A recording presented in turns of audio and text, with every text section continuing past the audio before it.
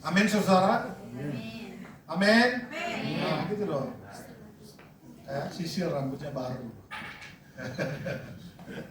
Baik, saudara, saya akan melanjutkan tema kita di dalam bulan ini, yaitu Family of Worship, keluarga yang menyembah Tuhan. Tapi sore hari ini saya akan berbicara berdasarkan tema yang datang dari Rock Family, yaitu gaya hidup keluarga yang menyembah Allah. Saya modifikasi sedikit kata-katanya, jadi supaya kita lebih gampang mengerti bahwa hari ini kita akan berbicara bagaimana seharusnya hidup atau gaya hidup keluarga-keluarga yang menyembah Tuhan. Amin, saudara. Saya selalu akan mengajak saudara untuk melihat kronologis supaya Anda mengerti bahwa apa yang kita bicarakan ini tidak berdiri sendiri. Artinya Alkitab sudah mencatat, Alkitab sudah, bahkan Allah sendiri sudah sudah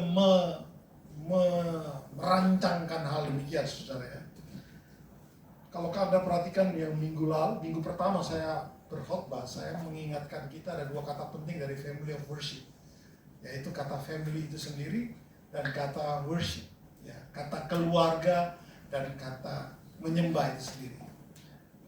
Ikut ya? Kira-kira sama belum Yesua masih liburan ya?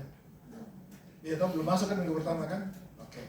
Jadi mungkin sedikit untuk mengingatkan kembali bahwa dua kata ini paling penting. Kalau kita memperhatikan di rock ini, saudara ya, rock ini dikenal sebagai dengan pengajarannya tentang family, tentang keluarga. Joyce masih ingat kan ya? Atau ada yang masih ingat bahwa saya menggambarkan keluarga itu sebagai eklesia. Masih ingat ya? Atau saya punya istilah bahwa keluarga itu sebenarnya miniatur gereja di tengah masyarakat. Berangkat dari kata eklesia, ya, saudara, kan gereja itu eklesia itu diterjemahkan sebagai gereja, tapi kita perlu ingat kembali bahwa eklesia itu datang dari kata ek dan kalesia. Masih ingat ek artinya keluar, kalesia itu dipanggil, ya kan? Jadi eklesia itu adalah orang-orang yang dipanggil keluar, ya, orang-orang yang dipanggil keluar. Tentu saja kalau berdasarkan sejarahnya, eklesia itu sebenarnya satu istilah yang dipakai pada zaman Romawi, dimana kalau misalnya dalam suatu daerah ada masalah, misalnya mungkin malaria kelaparan atau ada wabah penyakit yang merajalela, maka wali kota panggil orang-orang dari rumahnya masing-masing, ketemu ya di alun-alun. Kalau bahasa Indonesia gampangnya ketemu di alun-alun, tapi kalau zaman itu ketemu di pintu-pintu gerbang dari suatu kota. Tapi kita pakai istilah yang gampang aja. Wali kota akan panggil setiap orang untuk datang kumpul di alun-alun. Agendanya membahas bagaimana untuk menyelesaikan wabah. Agendanya untuk menyelesaikan masalah sakit penyakit yang mungkin ada pada saat itu di suatu kota. Jadi kata eklesia ini dipakai hari ini sebagai gereja. Kita tahu gereja itu punya arti datang dari bahasa Yunani, gereja, yang artinya orang-orang yang dipanggil keluar dari dalam dunia yang gelap ini masuk ke dalam terang Tuhan, ya kan? Nah, ngapain? Nah, ini seringkali ini yang salah nih. Orang datang gereja hanya untuk cari berkat, orang datang gereja hanya untuk sekedar, ya saya hari Minggu harus beribadah kepada Tuhan, jadi harus kumpul-kumpul lah hari Minggu. Kan Alkitab juga mengatakan demikian. Tapi kita harus memahami kata gereja ini dari dalam bahasa aslinya, yaitu eklesia. Jadi sebenarnya gereja itu kumpulan orang-orang yang berkumpul bersama-sama untuk mencari solusi bagaimana menyelesaikan suatu permasalahan di dalam kota yang kita tinggal.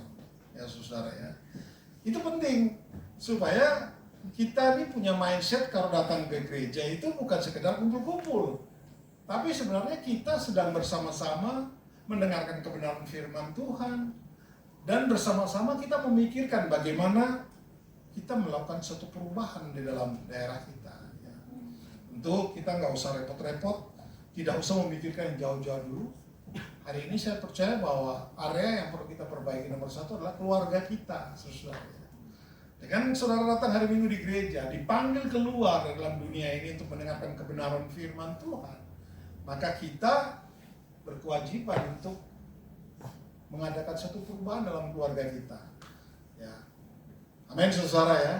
Oke, jadi saya harap saudara cukup jelas itu. Jadi dua kata penting yang kita bahas kemarin adalah family dan worship.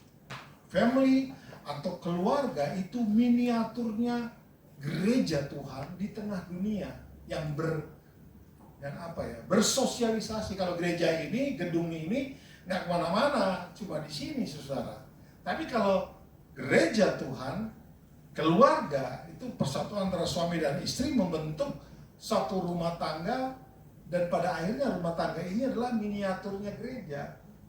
Jadi kalau kita mau menghasilkan gereja yang kuat, maka keluarga-keluarga ini perlu kuat, saudara. Ya. Kuat dalam hal apa? Kuat di dalam hal mencari Tuhan, kuat di dalam hal melakukan kebenaran firman Tuhan, maka akan menghasilkan keturunan-keturunan yang takut akan Tuhan, saudara ya. Baik, saya nggak akan terlalu lama di situ, dan kita kemarin juga membahas tentang kata worship. Nanti saya akan bahas lagi sedikit di sini karena ini berhubungan dengan tema. Jadi sekarang ini kita akan belajar gaya hidup keluarga-keluarga yang menyembah Tuhan. Langsung saja slide pertama. Ayatnya masih ayat yang sama ya, Yosua 24 ayat yang ke-15. Sama-sama kita baca, 1, 2, 3. Tetapi jika kamu anggap tidak baik untuk beribadah kepada Tuhan, pilihlah pada hari ini kepada siapa kamu akan beribadah. Allah yang kepada nenek moyangmu beribadah di seberang sungai Efrat, atau Allah orang Amori yang negerinya kamu diami ini. Tetapi aku dan seisi rumahku, kami akan beribadah kepada Tuhan. Ini kita tahu, ini kalimat dari Yosua ya, pada saat dia sudah menyelesaikan tugas tanggung jawab. Ini pasal terakhir di dalam kitab Yosua. Dia menggantikan Musa membawa orang Israel menyeberang sungai Yordan dan masuk di dalam tanah perjanjian yang sudah diberikan, saudara. Ini kata-kata yang dia katakan adalah kata-kata sebelum dia pensiun, saudara. Dia mengatakan bahwa aku dan seisi rumahku. Ini bahasanya menarik sekali, saudara. Dia tahu bahwa dia punya keluarga, dan dia memastikan sebagai kepala rumah tangga, saya akan membawa keluarga saya untuk menyembah Allah yang hidup. Ya, laki-laki, Anda adalah kepala rumah tangga, dan tidak boleh ada kompromi kalau istrimu mengajakmu menyembah Tuhan yang lain. Ya. Amin, saudara. Amin, yang laki-laki, pria-pria ya, dengar baik-baik ya. Tidak ada kompromi dengan istri yang mungkin mengajak kita untuk menyembah Tuhan yang lain. Menyembah Tuhan yang lain itu beribadah kepada Allah yang lain, bukan saja menyembah Tuhan yang bukan Yesus, tapi istrimu membelokkan hatimu untuk cari uang lebih supaya dia bisa punya uang banyak.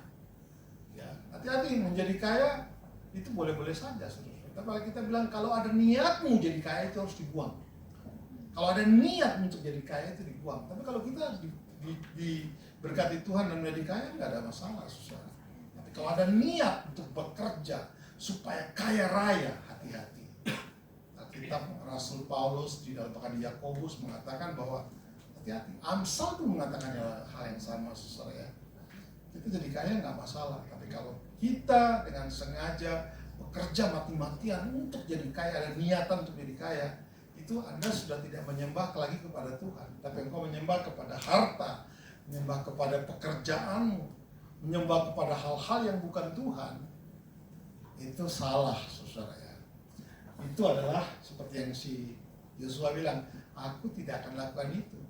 Aku dan seisi rumah tanggaku dan keluargaku akan menyembah Allah yang hidup, Allah yang menyelamatkan, Allah yang membawa kita sampai hari ini. Itu yang harus disembah, itu yang harus diikuti. Amin, saudara. Amin. Amin. Nathan ini punya tanggung jawab besar nih, 1, 2, 3, 4, 5. Belum lagi tetangga-tetangganya. Nanti saya akan sedikit bicara di sini, saudara. Oke, Jadi kita lihat bahwa Joshua mengalamatkan dirinya sebagai kepala rumah tangga. Semua yang di bawahku ikut aku. Amin, pria-pria. Mana Pak Jerry? Oh yes. Anda harus memastikan semua ikut aku menyembah Tuhan. Tadi siang tuh saya mau pergi sebenarnya mau ke ibadah di Rock Citra Raya seperti minggu lalu. Minggu lalu jam 11 saya datang ke sana ikut kebaktian kedua kan. Dan tadinya mau ke sana lagi. Saya tanya sama Efraim, multimer dari sana. Hari ini saya bukan tanya siapa yang khotbah, tidak. Saya tanya hari ini siapa yang memimpin pujian.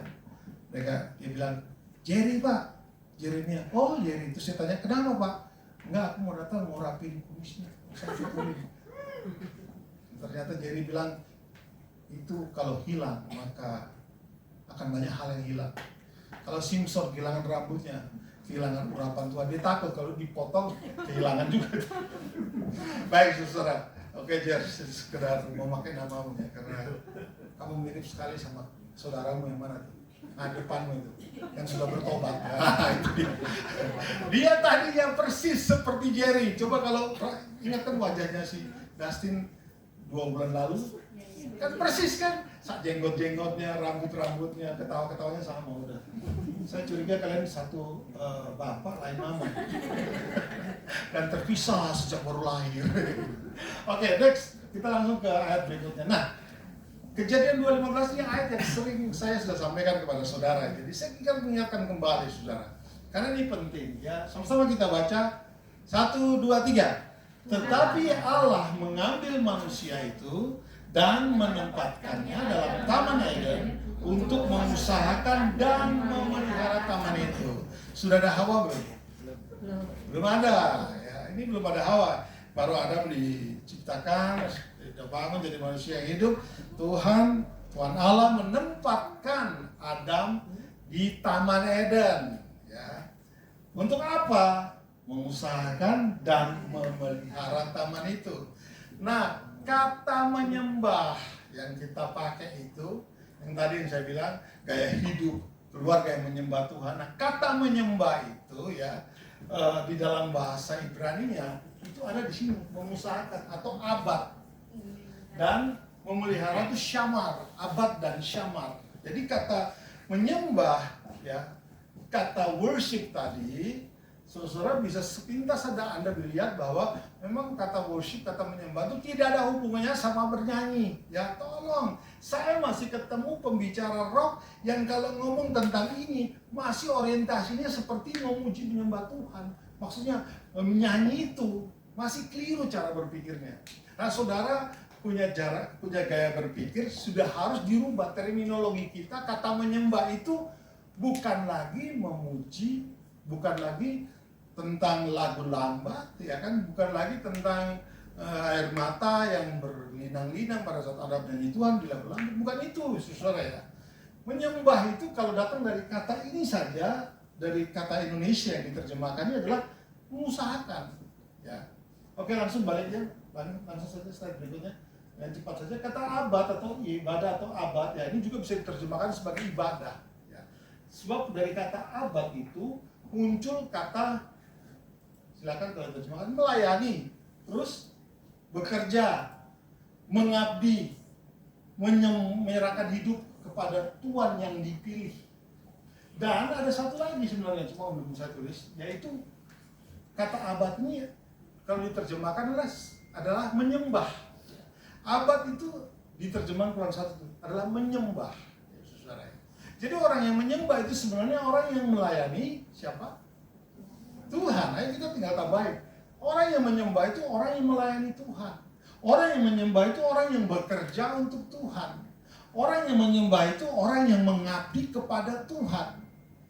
Kalau Anda mengabdi kepada seseorang, tentu Anda mengerjakan semua hal yang diinginkan orang tersebut, bukan? Ya. Kita nggak mungkin jadi seorang pegawai pada satu perusahaan dan kita mau sakarepmu sendiri, nggak bisa. Saya ingat Bu Krista dulu sama saya kerja di Bule, saudara. Dan dia waktu itu cuma part time, ya apartemen nggak sepenuh waktu. Jadi si Bule ini punya aturan, handphone harus dikumpul. Dia nggak mau. Dia mau, kok bisa? Bisa. Aku tahu nggak bisa. Bule itu datang sama Richard. Can you tell me why? Bla bla bla. Saya juga alasan. Ya gimana? Nggak bisa. Akhirnya dia nggak kerja nggak lama itu. Berapa lama? Sebulan, 2 bulan, 3 bulan, setengah tahun udah keluar. Karena memang nggak bisa. Seorang pemimpin perusahaan pasti mau semua anak buahnya bekerja berdasarkan apa yang dia mau, betul kan? Nah, orang yang menyembah Tuhan itu artinya orang yang mengabdi kepada Tuhan. Kalau Anda mengatakan saya mengabdi kepada Tuhan, maka Anda harus ikutin aturan-aturannya, saudara ya. Ya, saudara ingat ya itu ya, ingat baik-baik. Dan orang yang menyembah Tuhan adalah mereka yang menyerahkan hidup kepada Tuhan yang dipilih adalah Allah. Kalau Anda menyembah Tuhan Allah, ya berarti Dia ya di mana Dia ada apapun yang Dia mau. Itu yang kita kerjakan. Ugo mau kemana Ugo? Makan ya. Ya ada bacaan ribut sih. Ugo. Oke. Nah, saudara lihat dari kata abad atau ibadah atau menyembah ini, inilah artinya yang sebenarnya. Pada saat Anda melakukan kebenaran firman Tuhan, Anda sedang menyembah Tuhan.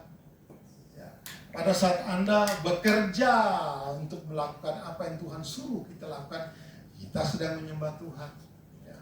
Pada saat kita mengabdi kepada Tuhan dengan sungguh-sungguh, Tuhan, hidup ini susah, rasanya mau mengiring tapi tidak sesuai firman Tuhan, ya, kita sedang menyembah Tuhan. Jadi saudara harus clear, menyembah Tuhan itu bukan nyanyi lagu lambat. Pak Jerry udah ngerti ya Pak Jerry ya?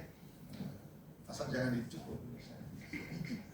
Dari sini kita kembali lagi ke Kejadian 2:15 sedikit, saudara. Saya akan menyampaikan sesuatu yang sudah saya sampaikan di dalam Komsel supaya kita lebih clear. Balik ke slide berikutnya, Chris.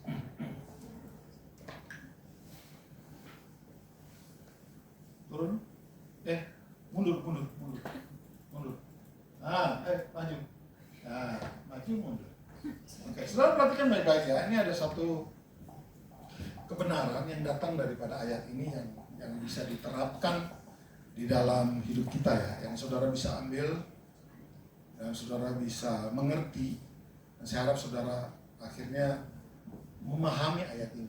Dan di sini kita lihat bahwa Adam ditempatkan Tuhan di Taman Eden, satu tempat di mana dia harus bekerja, dia harus mengusahakan taman itu, memelihara taman itu yang tadi kita kenal dengan kata dia beribadah, ya. Dia bekerja, dia mengabdi pada Tuhan untuk mengerjakan Taman Eden ini, saudara. Perhatikan saudara, Taman Eden itu berbicara tentang tugas dan tanggung jawab. Yes, nanti kalau minggu depan khotbah, aku minta disinggung. Taman Eden itu berbicara tentang tugas dan tanggung jawab yang Tuhan percayakan kepada Anda. Hari ini apa saja yang sedang kau kerjakan dengan penuh tanggung jawab, itu sebenarnya Taman Eden, tanda kutip ya. Keluarga itu Taman Eden yang Tuhan percayakan. Pekerjaan adalah Taman Eden yang Tuhan pekerjakan. Anakmu, sama Yustal, Kristal itu adalah Taman Eden yang Tuhan percayakan. Pekerjaanmu adalah Taman Eden yang Tuhan pekerjakan. Maka Tuhan menghendaki Anda bekerja dengan sungguh-sungguh.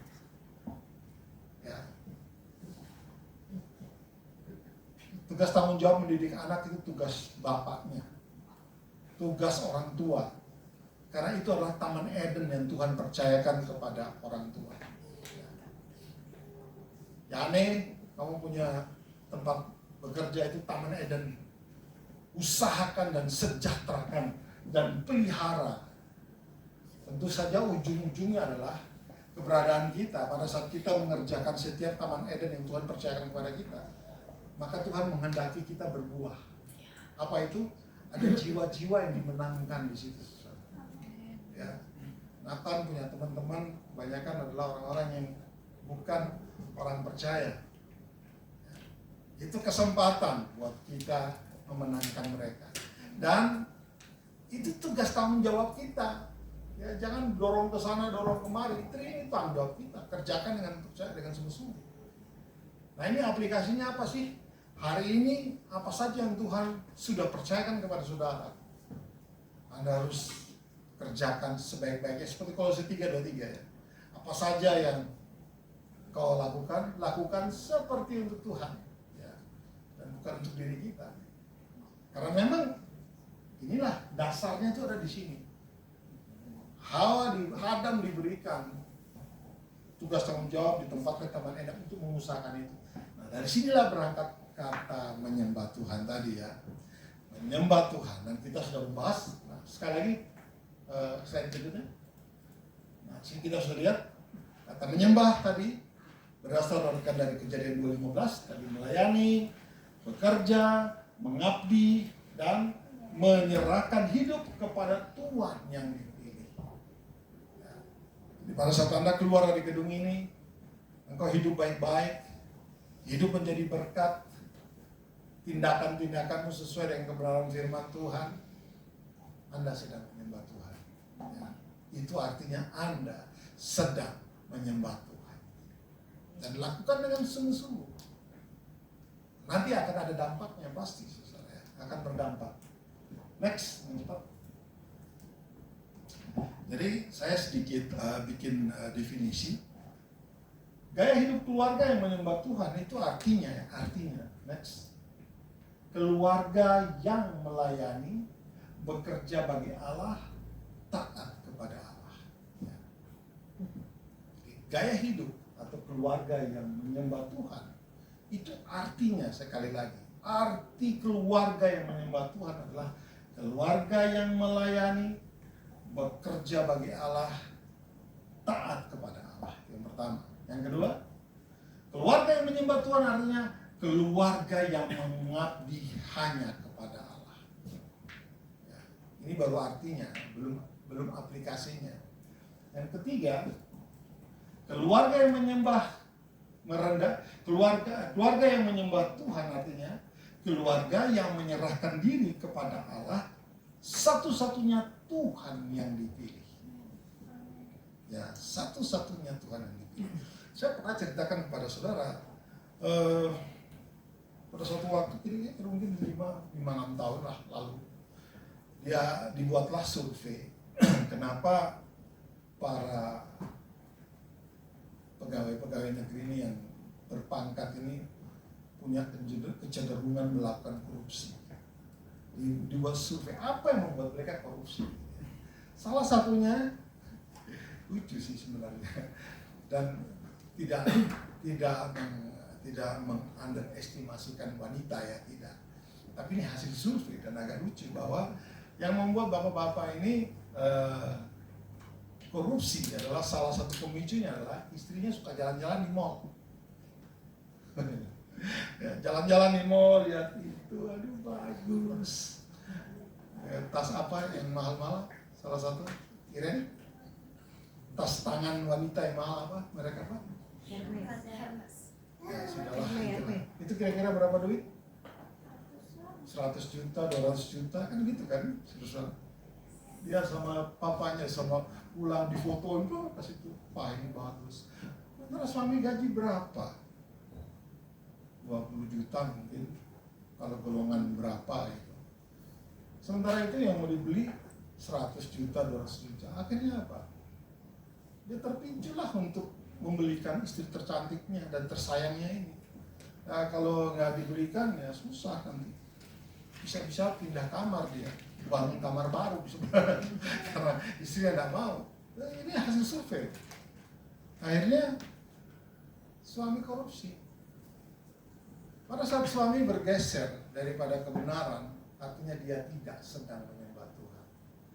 Pada saat sang suami tergeser untuk melakukan apa yang menjadi kehendak istrinya yang tidak pada tempatnya itu, ya kita boleh dong mau sesuatu yang bagus, boleh, tapi sesuaikan dengan kekuatan kita, ya kan. Jangan sampai besar pasak daripada iya. Mana Yani bisa jawab keras loh. Besar pasak daripada apa Yani? Ya. Jangan sampai kita hidup itu besar pasak dari tiang, amin.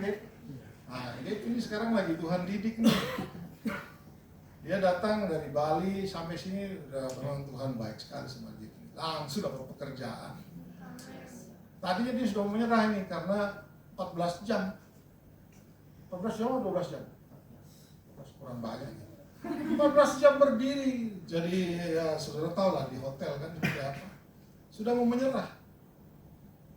Tapi saya percaya Roh Kudus sadarkan dia bahwa kenapa tidak? Mumpung kamu masih muda. Sekarang mana ada pekerjaan yang kasih kamu makan satu hari 3 kali? Betul tidak? Free lagi. Gaji ada, ya kan? Walaupun belum besar. Tapi sekarang mana ada orang kasih makan kita satu hari 3 kali? Nggak ada. Jadi hari ini apa yang kita dapatkan? Belajar untuk kita mengabdi, belajar untuk kita bekerja dengan sungguh-sungguh. Pada saat kita bekerja dengan benar di perusahaan yang Tuhan percayakan kepada kita, kamu sedang menyembah Tuhan. Ya. Artinya kita sedang menyembah Tuhan. Dan fokus di sana. Menyerahkan diri untuk mengabdi kepada itu. Ya, saudara. Jadi oke, saudara lihat 3 hal penting ini seharusnya kita ingat baik-baik. Menyembah, keluarga yang menyembah Tuhan artinya keluarga yang melayani, bekerja bagi Allah, taat kepada Allah. Yang kedua adalah keluarga yang mengabdi hanya kepada Allah, keluarga yang menyerahkan diri kepada Allah. Satu-satunya Tuhan yang dipilih. Ya, pertama kepala-kepala rumah tangga yang sudah dibahas minggu lalu bahwa kepala rumah tangga itu harusnya aktif. Aktif ngapain? Aktif melakukan apa yang Tuhan percayakan kepadanya. Harus aktif, jangan pasif, jangan dipengaruhi istri. Istri itu menolong. Nolong untuk apa? Supaya sang suami ini mampu melaksanakan tugas tanggung jawab. Ya, itu tugas istri. Bukan merongrong dengan, wah, gue udah tangan yang bagus nih. Kasihan. Akhirnya sang suami keluar dari kebenaran firman Tuhan. Dia nurutin mau istri, akhirnya mereka terlibat di dalam korupsi. Nah, nama Tuhan dipermuliakan, tidak dipermuliakan. Sampai saudara cukup jelas ya, saudara ya. Amin, saudara. Jadi sekali lagi kata menyembah itu datang dari kata abad, yang artinya bekerja, melayani, mengabdi, taat kepada satu Tuhan. Ya, kalau dari dalam Kejadian 2015 tadi artinya mengusahakan. Jadi apa sih mengusahakan itu? Mengusahakan itu secara gampang ini, Anda masuk di suatu daerah, suatu area, Anda melihat sesuatu yang tidak bagus, berantakan, Anda berusaha untuk memperbaiki, merapikan. Ya. Jadi orang-orang yang menyembah Tuhan itu orang-orang yang aktif. Mereka nggak pasif. Mereka proaktif bahkan, saudara. Ya. Anda lihat orang yang tidak kenal Yesus, apa yang kau lakukan? Diam saja dan berkata dalam hati yang penting gua selamat, atau Anda lakukan sesuatu di sana? Harus kita lakukan sesuatu. Itulah penyembahan. Itulah yang menyenangkan hati Tuhan. Oke, bagian berikutnya. Saya hari ini hormat nggak lama, saudara. Karena tadi Jerry sudah membawa kita tembus di langit ke-7. Sebenarnya mau masuk ke langit ke-8 lagi kalau ada sih, cuma nggak ada ya. Jadi, aku senang suasana kayak gini, lebih ya flow aja, nggak usah terlalu kaku. Next, kesimpulannya sekarang. Ini kesimpulan. Setelah ini selesai, saudara. Nah, di slide lagi. Kita bisa pulang di sini ya. Semua mau pulang di sini? Sekarang yang berapa sih? Ntar aku lihat dulu. Saya tawarkan saudara mau pulang, tapi saya 2 jam. Oh iya, sudah 7 menit lagi, jam 6, udah pas lah. Kesimpulannya sekarang adalah, perhatikan baik-baik. Keluarga yang menyembah Tuhan punya gaya hidup adalah yang pertama, keluarga yang menjadikan Tuhan sebagai pusat keputusan. Nah, ini kata-kata yang saya rangkai-rangkai aja lah. Sebenarnya gampangnya begini. Keluarga yang punya gaya hidup berserah kepada Tuhan, taat kepada Tuhan, itu gampangnya gitu ya. Tapi kalau dibuat menarik sedikit adalah keluarga yang menjadikan Tuhan sebagai pusat, ya masih kurang setengah jam.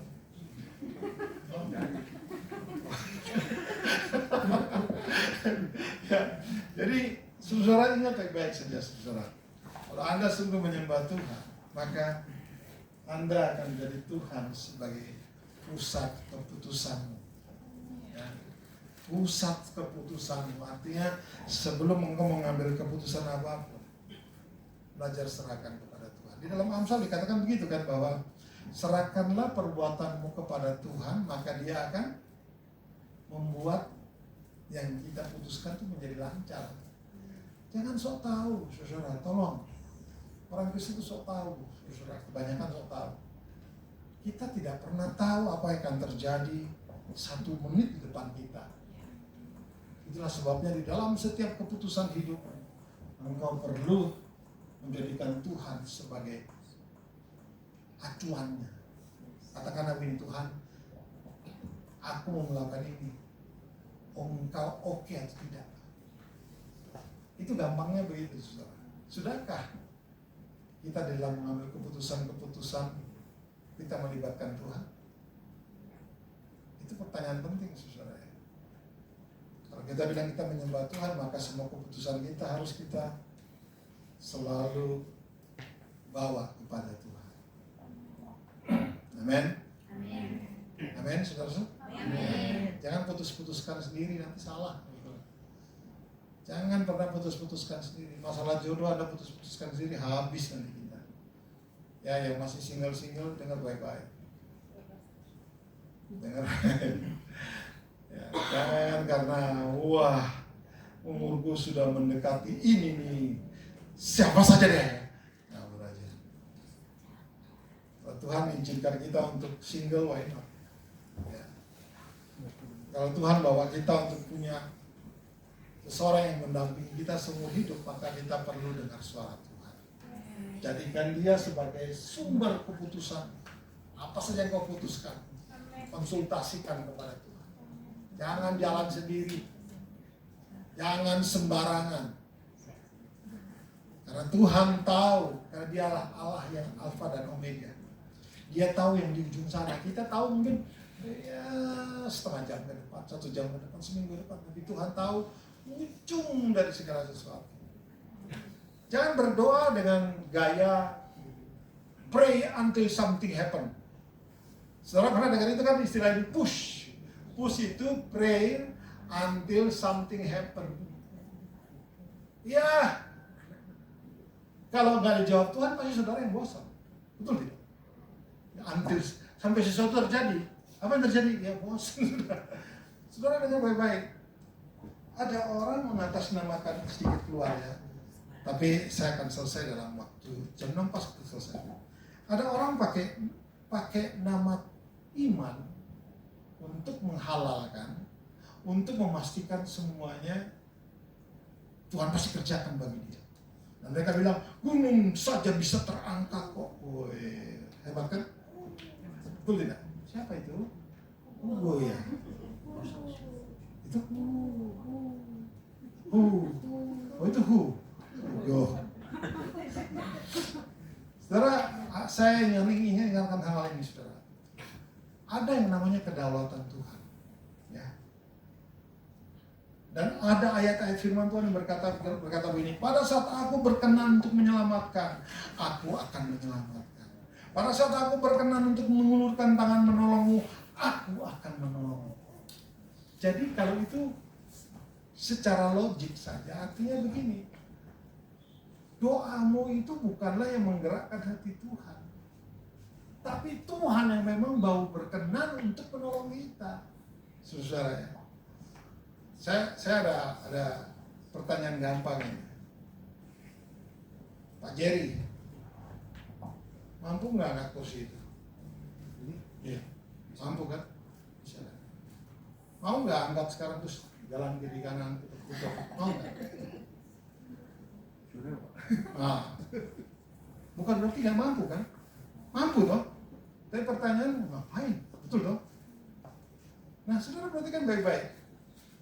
Kadang meminta sesuatu dengan pakai nama Tuhan, pakai iman, bukan berarti Tuhan tidak sanggup menolongmu, tapi ngapain? Tuhan tuh tahu di balik segala sesuatu Dia tahu, saudara. Itulah sebabnya saya sampaikan kepada saudara bahwa keluarga yang menyembah Tuhan adalah keluarga yang menjadikan Tuhan sebagai pusat keputusan. Bukan keputusanmu, tapi keputusan Tuhan. Bukan kehendakku, tapi kehendak Tuhan. Kan kita suka baca itu kan. Bukan kehendakku yang terjadi, tapi kehendakmu. Tapi faktanya itu cuma jadi kayak semacam retorika palsu. Kita benar-benar, saya belajar sampai hari ini, saudara. Dan pada akhirnya memang, kalau ikut maunya Tuhan, memang kesannya lebih lama dan bosan, tetapi aman jalannya. Pasti aman, saudara. Dan Tuhan tahu yang terbaik buat kita. Ya, oke. Jadi yang pertama, tanda atau kesimpulan keluarga yang menyembah Tuhan adalah sama-sama kita baca 1, 2, 3. Keluarga yang menjadikan Tuhan sebagai pusat keputusan. Suami dan istri sudah sepakat, tapi kalau tidak sesuai dengan prinsip firman Tuhan, jangan dilakukan. Ya, saudara, jangan dilakukan. Harus sesuai dengan prinsip firman Tuhan. Next, sumber nilai. Tuhan itu sumber nilai. Apa sih nilai itu? Value. Value itu kalau diterjemahkan adalah sesuatu yang kita pahami, kita percayai untuk menjadi landasan melakukan satu tindakan. Betul tidak? Ya kan? Misalnya begini. Orang Indonesia ini terkenal dengan etikanya. Misalnya. Saya besar di Jawa, di kampung sana, Surabaya sana. Mau dari kecil sampai besar, kalau ada orang banyak di depan kita, berkerumun di tempat kita, kita mau lewat. Nggak ada yang suruh, nanti semua pada begini. Di sini, itu pasti. Nggak ada yang ngablak yang bisa-bisa batu kena gitu kepala. Dimaki-maki, serius. Tapi itu suatu nilai yang sudah tertanam. Bahwa kalau ada orang di depan kita, kita mau lewat, kita harus bilang permisi. Kenapa Ugo? Aduh, Ugo batu di Ugo ini. Ya, ngerti maksud saya, saudara? Jadi nilai itu adalah sesuatu yang telat kamu jual sudah mau habis baru kamu cerewet itu Ugonya. Ayah. Jadi nilai adalah memang gara-gara gak apa-apa, sudah usah. Jadi nilai itu adalah sesuatu yang kita yakini, kita percayai untuk kita lakukan, untuk yang mendasari apa yang kita lakukan. Kalau kita menjadikan Tuhan sebagai nilai kehidupan daripada kita, maka semua yang kita kerjakan itu harusnya landasannya adalah nilai kebenaran firman Tuhan. Apa yang kita kerjakan itu pastikan bahwa yang kita kerjakan membawa nama Tuhan dimuliakan. Ini artinya, saudara, keluarga yang menyembah Tuhan itu punya ciri-ciri seperti ini. Apa saja yang mereka lakukan harus ada nilai kebenaran firman Tuhan di situ. Amin, saudara ya. Harus ada nilai kebenaran firman Tuhan di situ. Saya kemarin lah. Karena sebenarnya Argentina tuh bukan tim favorit saya. Saya sukanya tuh si Lionel Messi. Saya suka Lionel Messi. Dan secara kebetulan Portugal tidak dikalahkan sama ini kan, Prancis kan ya? Spain. Oh, Spanyol. Portugal betul ya? Dustin ikutin. Nanti malam kita nobar yuk, Dustin. Jadi Portugal dikalahkan sama Spanyol, ya kan? Dan ini kan disorot banget nih antara Cristiano Ronaldo sama si Messi gitu loh. Jadi wah, di akhir jadi mereka berharap, bukan mereka berharap, tapi para penggemarnya Ronaldo mengharapkan dia akan mengakhiri, karena ini adalah debut terakhir mereka berdua di Piala Dunia, karena masing-masing udah tua, 141, 139, kan berarti ini terakhir pertandingan mereka di Piala Dunia kan. Mereka masing-masing berharap bahwa Cristiano Ronaldo akan menyelesaikan Piala Dunia ini dengan katakanlah dia keluar sebagai juara gitu kan. Tapi ternyata dia kalah. Maksudnya di Portugal dikalahkan oleh Spanyol. Jadi kasihan banget mukanya cembetut pula. Sementara Lionel Messi ini terbalik. Di usianya sudah 39, Justru dia bikin hat-trick pertama kali, 3 kali gol, itu dia bikin gol dan terus menang terus, dan selalu dia menempatkan posisi sebagai orang yang number one lah dalam tim itu, yang paling tua, dan bahkan dia kelihatannya bakal dapat gelar ini great all times ya. Jadi pemain yang menjadi pemain terbaik sepanjang masa ini si Lionel Messi. Nah, terus saya suka lihat Instagram ini dibandingkan tuh. Jadi dikatakan Ronaldo adalah pemain yang hebat. Tapi coba kita perhatikan antara Ronaldo dan Messi. Ronaldo ini paling sering suka jatuh dan diving di depan kotak penalti. Jadi dia sengaja, dia gak berhasil dapat bola, baru ke ini sedikit langsung dia pura-pura jatuh, dan itu kan bisa menghasilkan tendangan penalti buat keuntungan buat dia kan. Terus dibandingkan sama Messi ini mau hampir tidak pernah ditemukan Messi itu melakukan diving. Cegal dia jatuh berdiri lari, dia pokoknya tidak akan membiarkan dirinya dijatuhkan sama orang. Dan setiap kali dia menyerang selalu tembak gol. Dan ternyata saya memperhatikan ada nilai memang yang Messi itu punya. Messi itu sebenarnya mereka berdua ini datang dari keluarga yang Cristiano Ronaldo itu keluarga miskin, saudara. Dan dia ini adalah salah satu pemain sepak bola yang mahal. Lionel Messi itu juga datang dari keluarga yang tidak terlalu kaya, bahkan Lionel Messi ini punya penyakit yang akan membuat dia kalau tidak ditangani hanya bisa setinggi 145 cm. Tapi kemudian Barcelona melihat potensi bola di Messi, akhirnya Barcelona ambil dia dan dirawat di Barcelona sejak umur 14 tahun. Makanya Messi itu badannya kecil kan, karena memang dia ada punya penyakit, yaitu masalah hormon pertumbuhan. Tapi begini yang hebatnya, setiap kali Messi ini melakukan hal-hal yang hebat, dia dengan rendah hati berkata ini semua karena Tuhan, kasih karunia Tuhan.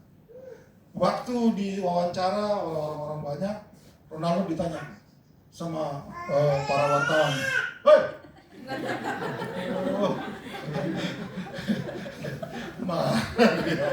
dia nggak seneng Ronaldo diganggu. Ya sudah, oke. Ronaldo ditanya, menurut kamu pemain terbaik dunia siapa? Ronaldo bilang apa? Ada yang tahu? Messi. Hebat kalau begitu. Kalau ditanyain sama wartawan, menurut kamu pemain terbaik dunia siapa? Ronaldo bilang ini, gue. Pada saat Messi ditanya, dia bilang begini, kalau orang lain mengatakan saya adalah pemain terbaik dunia, ya nggak apa-apa, itu pendapat mereka. Beda kan saudara. Terus pada saat mereka menerima Ballon d'Or, ya, pada saat Messi dapat si Cristiano Ronaldo dapat Ballon d'Or, penghargaan tertinggi dalam dunia bola. Wah, dia berkata, dia bilang, dia menyombongkan gitu. Tapi pada saat Messi, ayo kamu ngomong. Dia nggak ngomong, dia cuma senyum-senyum. Tapi semua orang yang nonton tuh standing ovation, berdiri memberi tepuk tangan. Dan komennya begini, Ronaldo memastikan dunia tahu bahwa dia yang terbaik. Messi dipastikan oleh dunia bahwa dia yang terbaik. Coba, ngerti maksudnya?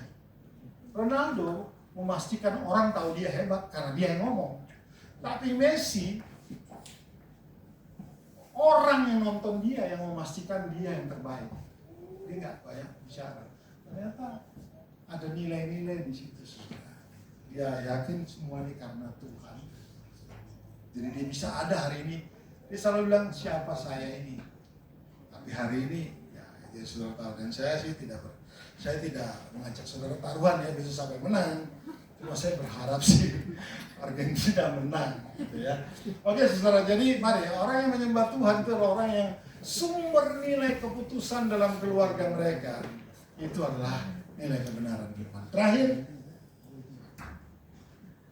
orang yang menyembah Tuhan adalah orang yang punya arah hidup kepada Tuhan, hanya mengarahkan hidupnya kepada Tuhan. Sampai sini sudah cukup jelas. Ingat Menyembah adalah bekerja. Menyembah adalah melayani. Menyembah adalah mengabdi. Menyembah adalah menyerahkan diri pada hanya satu Tuhan, yaitu Allah. Amin, saudara ya. Dan pada akhirnya inilah yang akan muncul dari dalam hidupmu. Setiap orang berjumpa dengan Anda, mereka akan melihat bahwa hidupmu itu sungguh ada di dalam kebenaran firman Tuhan. Amin, saudara. Amin. Apa katamu Yani? Tuhan memberkati. Saya kembalikan ke Bu Krista. Siapa ya? Oh iya. Sorry. Mari Pak Dustin, saya udah Pak Dustin lagi. Jerry, ayo Mr. Jerry.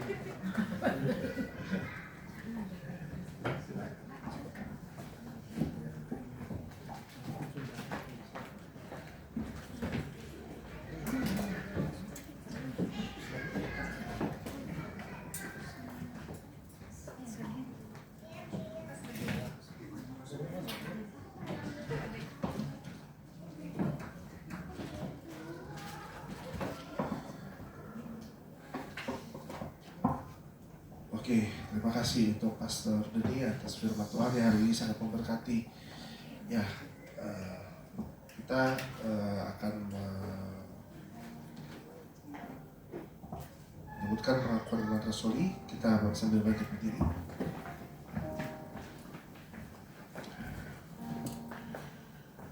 Pengakuan iman rasuli.